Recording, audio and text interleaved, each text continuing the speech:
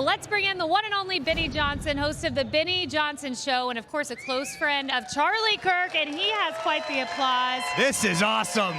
Look at the energy. Benny, It's 9 a.m. in the morning here in Phoenix, and people are rowdy and getting ready to save their country. and they don't even have their coffee. Look at this. I know, it's incredible. It is. Maybe, I don't know. Maybe Tucker Carlson dropped off some Alps. I'm not sure. But it has been so much energy here, and it's been the energy that Charlie always wanted.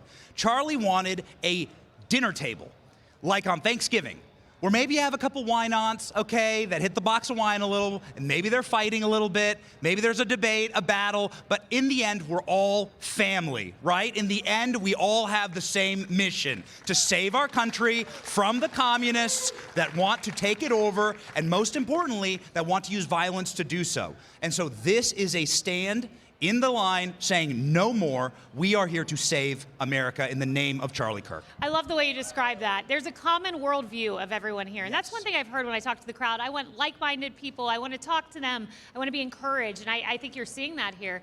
You know, it's amazing to me because I met you at AmFest in 2021. Our babies were very little. It was just a few years ago, but it's incredible to think what Charlie created then, 10,000 people, now more than 30,000 here. How do you compare these AmFests over the years? Oh, the energy here is just unbelievable. The energy here is accelerated because everybody understands what's at stake now. People have been able to see their president get shot in the head. We were able to see Charlie Kirk, the evil that took Charlie from us, and been able to name it. That evil transgender ideology and far left-wing radicalism. That is what we have been fighting, and even this week at Brown University, a young conservative student targeted and killed by somebody who isn't even an American citizen, who's here on a visa. Things have gotten wildly out of control, and there are people in this country saying we must stop. We need to get control of our nation, and we need to restore civility and order and be sure that we can preserve this Christian nation for our children, Kaylee, because that's what an honorable and good generation does. The Psalm says, you should leave an inheritance for your children's children. And our inheritance is going to be a Christian, moral, good, orderly, safe nation for our children and grandchildren. That's well said. That is exactly what I want to leave my 3 children.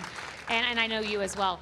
Look, we have work to do, though, and you know this, and I've seen you talking about it. On the economy, President Trump has done a lot. The inflation report this week was huge, and there's a lot more to come, and he's excited about it. I was talking to him about it yesterday, and here he was. I talked to him just before this moment. Look at this on the stage. This is what's coming next year. President Trump talks about his conversation with a waitress. We're joined tonight by Heather Whitley, a bartender and server in Nashville, North Carolina, who will save over $5,000 from no tips. Think of that, from no tax and tips. It's been a tremendous help. It's now allowed me to invest in my first home, and that is the American dream for all of us. I don't have much to say, sir. Thank you so much. Said it. That's coming. Kaylee, I have tidings of great joy to bring to your show, because while we see some energy in the movement trying to tear apart what Charlie built, he was, in fact, somebody who put together the most powerful political movement and the most powerful unified movement in American history, and is having incredible results. That woman there is talking about her children.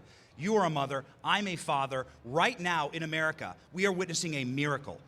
This generation, the young generation, believes in God and is going to church at higher rates than their parents. That's never happened before in the history of all civilization. That is incredible. Young men are more right-wing than they have ever been measured. And most importantly, young men who voted for Trump, their #1 priority, Kaylee, is starting families and having children. That's what Charlie was always preaching about, because that's God's first command to us. Go be fruitful and multiply. That's what God says in the book of Genesis to Adam. And young men, because they've been Christ-centered in their life through Charlie Kirk and his legacy, and they saw Charlie lived for and died for the truth. No man dies for a lie. Charlie died for the truth. And that truth was, God wants you to be happy. God wants you to be joyous. Fall in love, get married, have children, and that's the legacy of Charlie Kirk. That's it. Do we have Gen Z men here? Do we have any Gen Z men here? I think we do. We got to find them some Gen Z women. Plenty Okay, out here. we got some work Plenty to out do here. with my Gen Z Yes. women here. But in all fairness, I love Gen Z. They're so creative. They're going to church.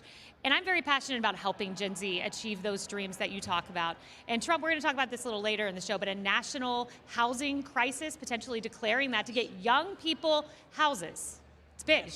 Oh, absolutely. So when you talk on college campuses, as I do in Turning Point, we talk to audiences of 500 or 5,000, and you always ask the same question. Young men, do you want to get married? And they all say yes, they raise their hand.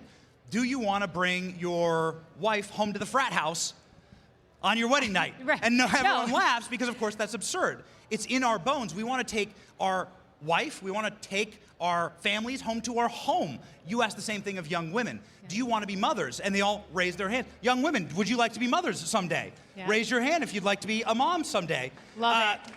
Do you want to take your child home to an apartment building with 1,000 strangers and an elevator where a dog pooped in the corner? No, of course not. You want to bring your child home to your home, to a nursery that you built. That's the American dream. That's in our DNA.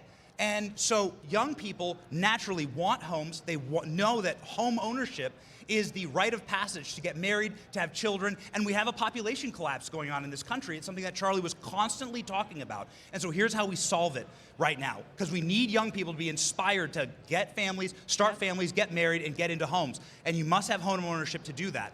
First off, homes right now in America are being occupied by 30 million criminal aliens that have no right to be here. Those homes must go to young American families, Yes, and we must no stop doubt. subsidizing that right now. Second off, venture capital and corporatists and hedge funds are buying up homes in huge swaths to create nihilistic renting conditions to trap young people and never let them have home ownership. I believe that that should be illegal. I believe that they should have to divest. BlackRock and Vanguard should not own all the homes in America. That's insane. That should be illegal. You're getting them real excited, Betty. Good. And the final thing is that we need to preach home ownership and that gift and what Yes. that is to young people, because what that is a stake. It's buying into the American dream. It's saying, I believe in this place, and we need to make sure that young people can see that vision and embrace their American dream. And we have more on how to make that a reality coming up. But Benny, way to tease our next segment. Thank you so much for being here. Love that Benny Johnson energy in the morning. Hey everyone, I'm Emily Campagno. Catch me and my co-hosts Harris Faulkner and Kaylee McEnany on Outnumbered every weekday at 12 p.m. Eastern, or set your DVR. Also, don't forget to subscribe to the Fox News YouTube page for daily highlights.